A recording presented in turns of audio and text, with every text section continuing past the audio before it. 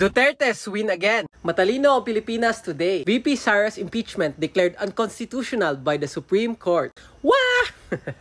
As expected, anti-Duterte fanatics, be better than Supreme Court. Be better than COA. Asa na yung mga matalino dyan na nagsasabi na dapat i-rush ang impeachment? I want due process, pero pag hindi fit sa narrative nila, pagdating sa mga Duterte, you don't deserve justice, you don't deserve due process. Hipokrito. Oh, let's just make this short. Kaya unconstitutional kasi the Congress did not follow rules. Kaya binalik ni Cheese Escudero at ng Senate sa Congress is because they did not follow proper procedures. Kung sa Bisaya, paway klaro. Pero syempre, you follow your own rules, diba?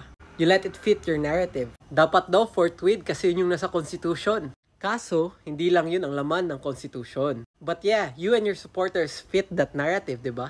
Pa-add na lang kay Risa at saka France. Speaking of France, as of the moment, ikaw pa lang sa inyo dalawa ni VP Sara ang convicted. Oops. Pero yes, it's not finished. Pero since you've been fighting for transparency, asa na yung budget sa Pilipinas? Asa na yung ibang billion-peso flood control, billion-peso confidential funds ng ibang sectors? Yun muna ipaglaban nyo kasi next year pa kami. Yes, next year you may have your chance again. Pero as of today, and as always, Duterte's win again. I'm a Gen Z Duterte supporter, wishing and praying for a better Philippines.